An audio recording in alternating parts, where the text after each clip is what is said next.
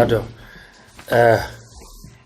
Moving on, our next speaker is Michael Hauser, who is a researcher here at the Academy of Sciences, the Czech Academy of Sciences, in the Institute for the Study of Contemporary Continental Philosophy.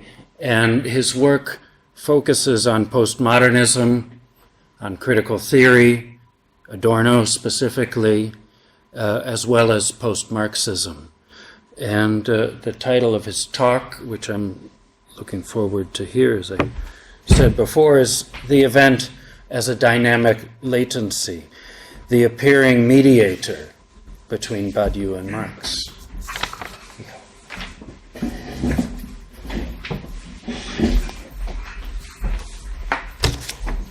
So I will touch a delicate issue, which is a gulf between Badiou and historical materialism. From a perspective, historical materialism can be seen as something different from democratic materialism. We cannot proclaim that historical materialism is voicing that there are only bodies and languages. On the contrary, we can say that historical materialism states that there are bodies, languages, except that there are revolutions. And from this point, we can add that truth in a famous, in the famous statement, formulation of materialistic dialectic, is only a part of the general historical materialism position that plain to tell it plain and simply, truth are nothing else than two revolutions. That, and we can see it above all in the case of the event. What is to event as a matter of fact? Is it something else than another word for revolution? So, but there is a gulf between historical materialism and Badiou's theory. I can sum it up in two kinds of objections. You can read from time to time articles on this point appeared in the journal Historical Materialism. The first kind of objections, the Badiou's materialism lacks the notion of social relations as forms of complex interplay of antagonism and mutual determinations. But a concept of mutual determinations and the interplay of relations is a cornerstone or a profound assumption of Marx's theory of value. So the core of the objections is that on the basis of Badiou's theory, you can never reconstruct Marxism's crucial concepts such as capital, value, class, ideology. There is a profound gulf between these two streams. The second type of objections. Badiou is oblivious to pre-given social and political forces which create both the terrain of the struggle and the possibility of the emergence of the event.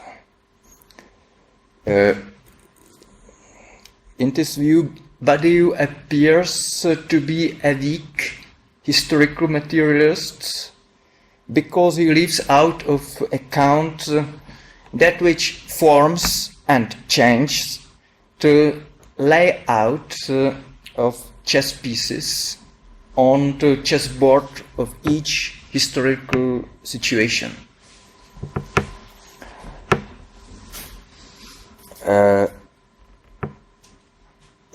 To this dismissal brings about that the event and the subject prove to be radically contingent and aleatoric.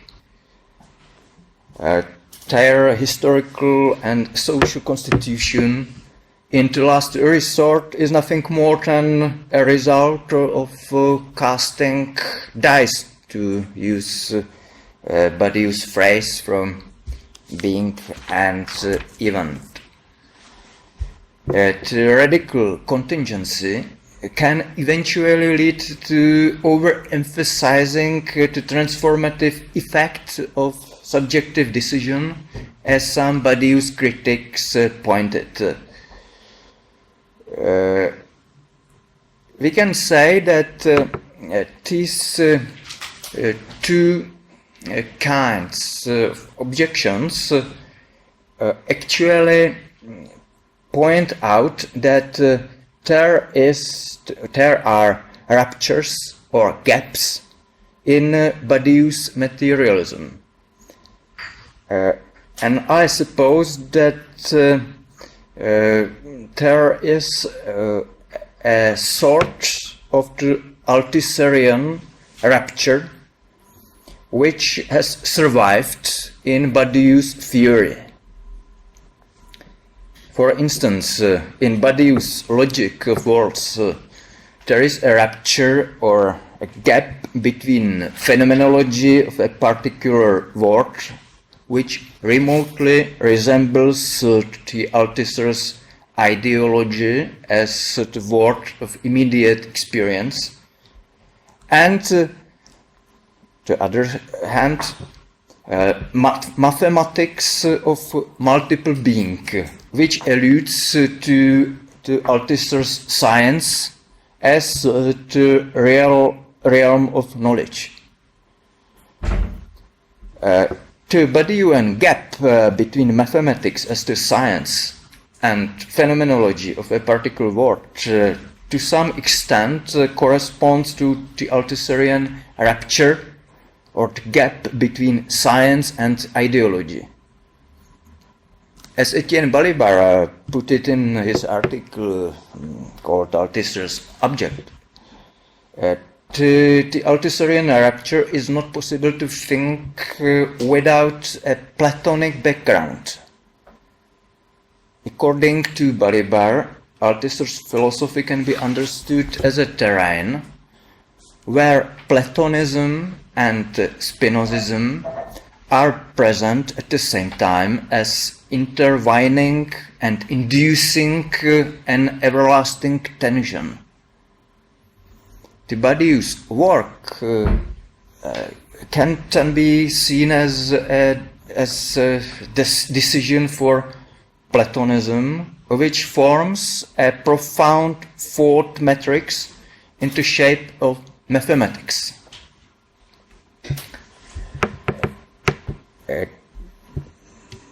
Mathematics serves to materialize Platonism in Badiou's work.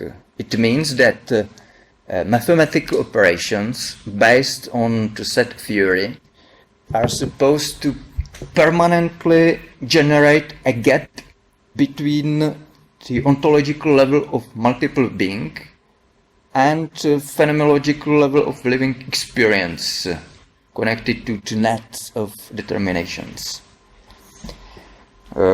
We can remember Plato's notion of chorismos.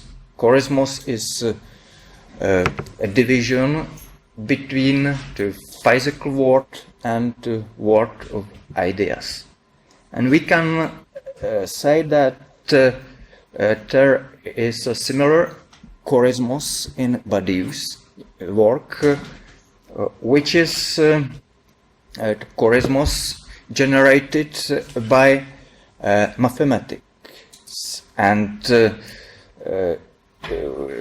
sum it up, this chorismos, we can say a materialist chorismos,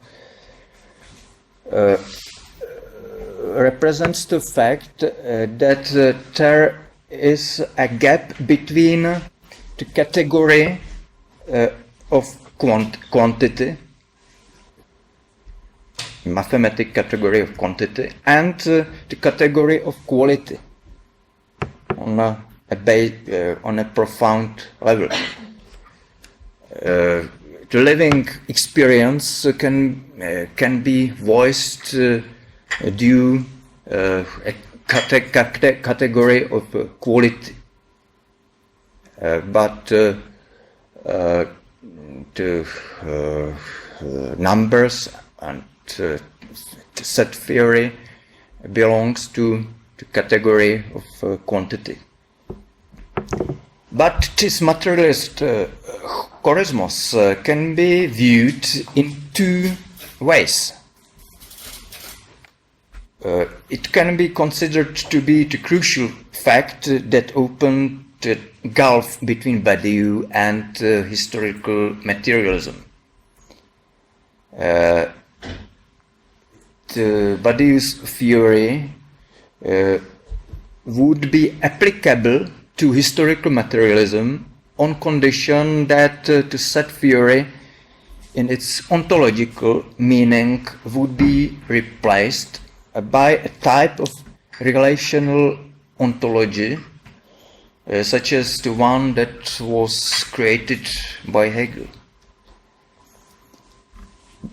Secondly, the Badiou's chorismos, contrarily, is just the way to create at last minimum distance towards a historical situation in which historical processes seem not to be creating a political barrier of an emancipatory change.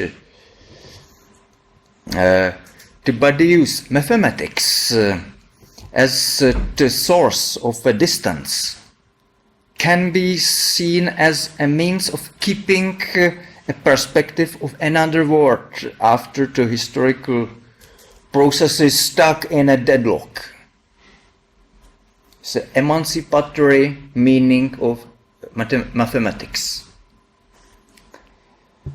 So we would rather search for connecting lines between the Badiou's mathematical ontology and historical materialism than abandon the Badiou's mathematics for the sake of historical materialism. I would like to introduce several new terms. First is the term of the appearing mediator. Frederick Jameson coined the term vanishing mediator. This is the term required to complete a transition between two opposing ideas, theories, or phenomena. And after completing the transition, the mediator vanishes. The appearing mediator is a term which is used to repeat this process, but there is a difference between vanishing mediator and the appearing mediator. The difference lies in the fact that we have a new theory which is the result of the process. For instance, we can speak about the concept of symptomatical reading as a mediator between Marxism and Badiou. This concept of symptomal reading was developed by Althusser, and if symptomal reading seems to be the appearing mediator, to interpretation of the symptomal reading gains another features than the concept had before the emergence of Badiou's theory. To put it plain and simple, the concept of symptomal reading will ever be influenced by the Badiou's theory. When we consider the fact that there is something similar between the symptomal reading and Badiou, of course.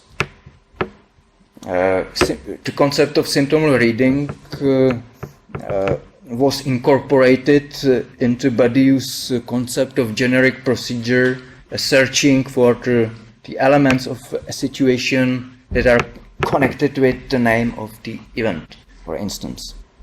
But the point here is an appearing mediator between Badiou and Marx that is closely tied to the symptomal reading, and this is the term of dynamic latency. The dynamic latency expresses a transformative tendency in a social realm, which is immanent in a given social order, however, is not apparent from the point of view of the order. It's voiced by the word latency. So it is unpresented tendency of a given society. Now I would like to apply this concept to the central notion of Badiou's theory, that is the concept of the event and the situation.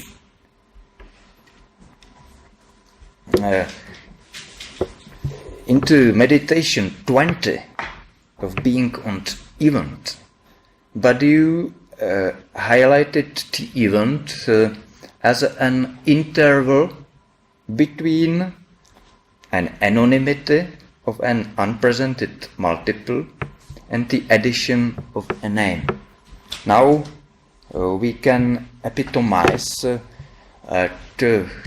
event as a procedure containing 3 steps. First step consists in the emergence of an eventual site that is made out of elements which are not presented in a given situation.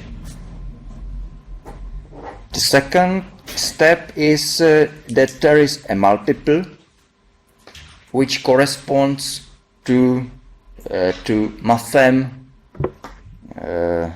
matrix of the event. That is such a multiple which is the element of the eventual site embedded in a situation, and at the same time it holds that this multiple is the element of itself. I think that there is an operation which escapes from Badiou's mathematical terminology, and it is a kind of act, because we can ask how it is possible to create a multiple which is the element of itself in practice. And if we consider the examples given by Badiou, examples such as French Revolution, a kind of act must be here to complete or to create self-relating multiple.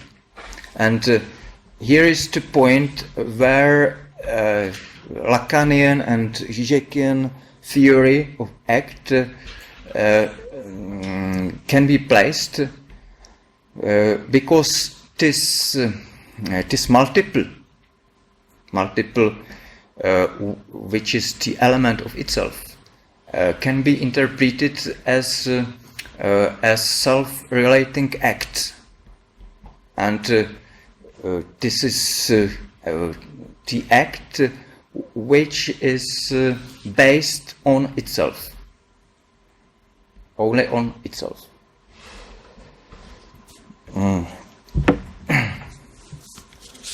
But we are at the second step.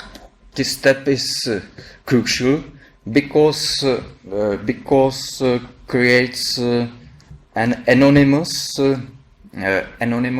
event. This is an event before its naming. And first step thus follows that consists in a naming of an event. And the proper event appears that only can be a starting point of the generic procedures connected with truth and the subject. The act of naming, therefore, is not only contingent and aleatoric, but there must be an anonymous event which will have been named.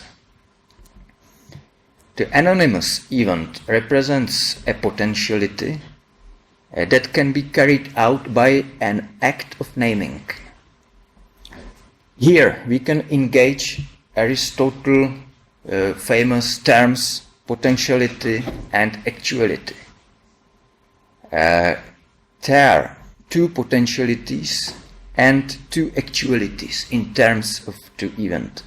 The first is potentiality of an eventual site to be transformed into an anonymous event by a political, scientific, artistic or love act. This is the first actuality. This act is the first actuality, the carrying out.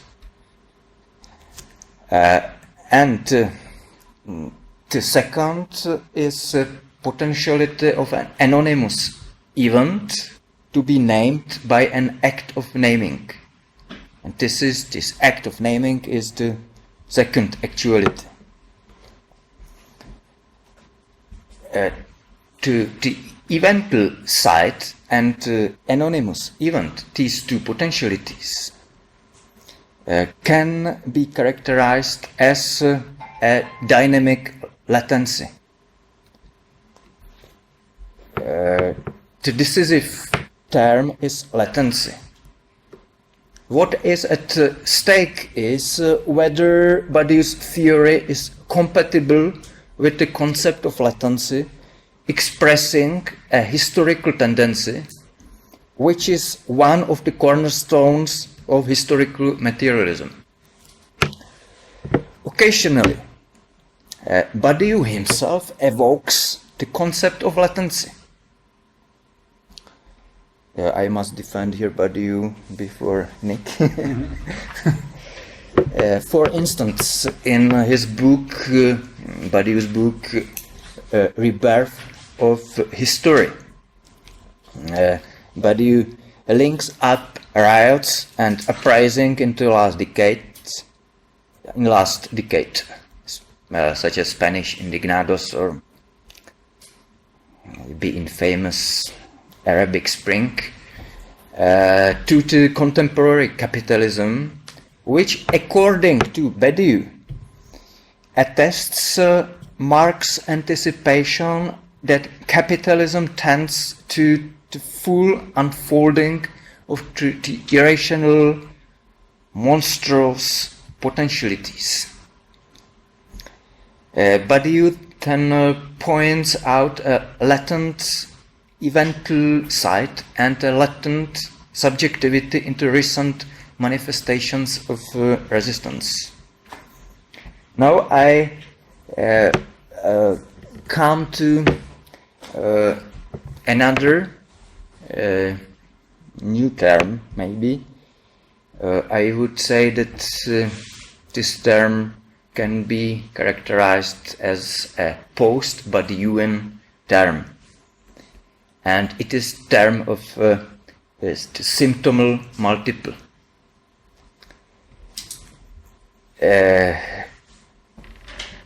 Symptom multiple is a multiple that contains elements that are presentable as latent tendencies in relation to a future event.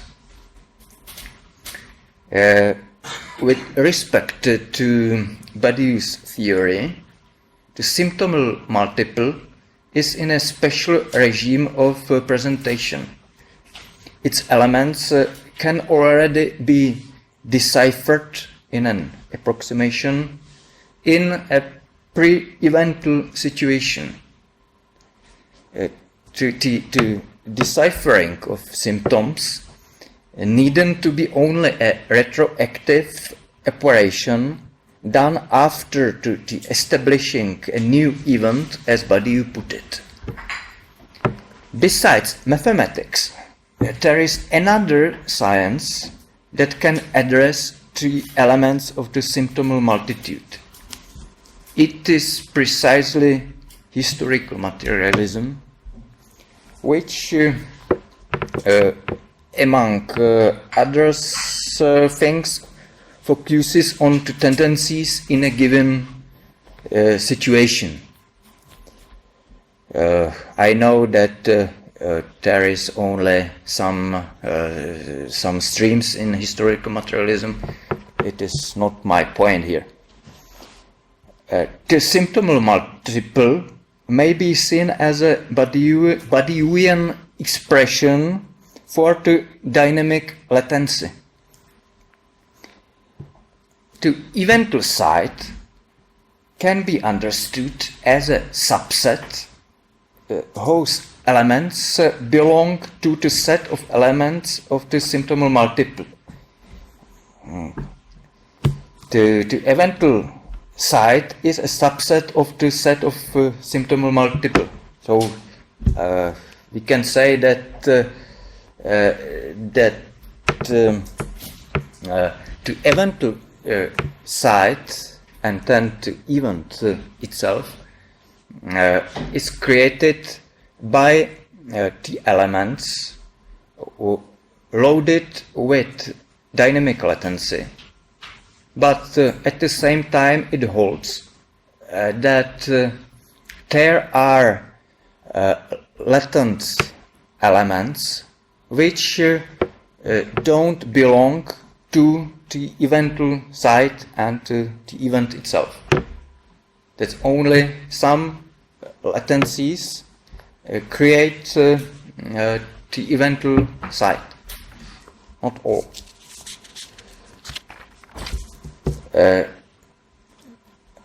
And I assume that the concept of symptom multiple at one side is compatible with the whole of Badiou's work, but at the other hand, it's on the borders of the Badiou's way of thinking, and may even go beyond Badiou.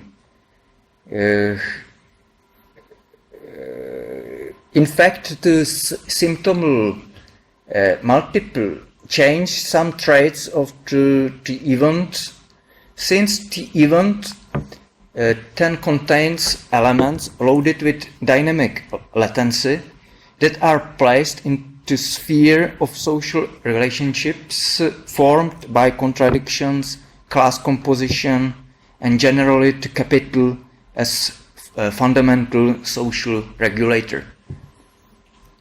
It follows that the event is not only a contingent formation that could be seen as the effect of a decision retroactively naming a multiple, but at the same time its place, the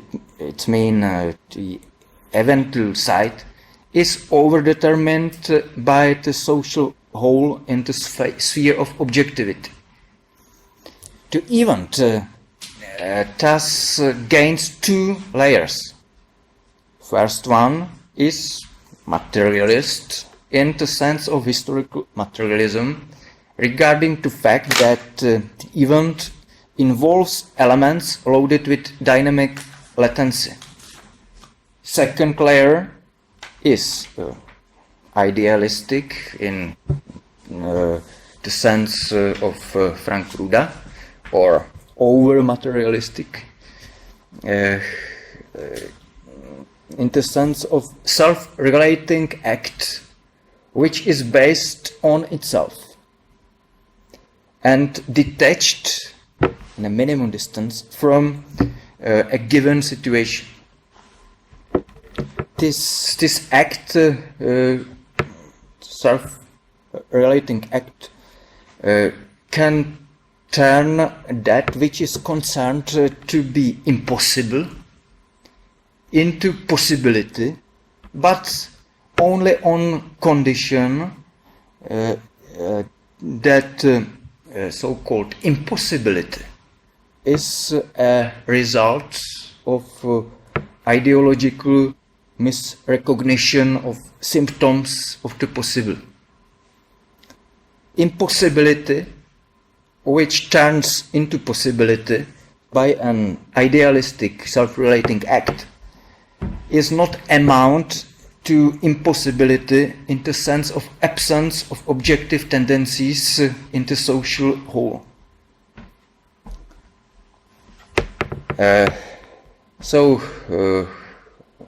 One can say that this interpretation of the events is the bedrock of Badiou's theoretical building, is composed by two elements, materialist and idealistic, one which are not in a relation of determination. I mean by this that the presence of latencies or tendencies needn't lead to true act, but at the same time, and I consider it to a small diatribe to Frank Ruda interpretation, or tendencies, I don't know how to say exactly. I claim that to event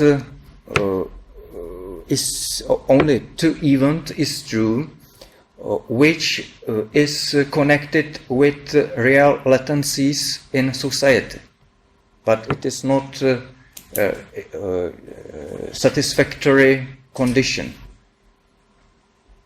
It's only a necessary condition to carrying out a true and lasting act. So, to consequence, this reinterpretation of the event is that truth procedures, fidelity to the event and the subject, gain their inspiration and maybe a support, kind of support, in the symptomal reading of the pre-evental work. There is the subject which is on the one side self-relating and maybe paradoxically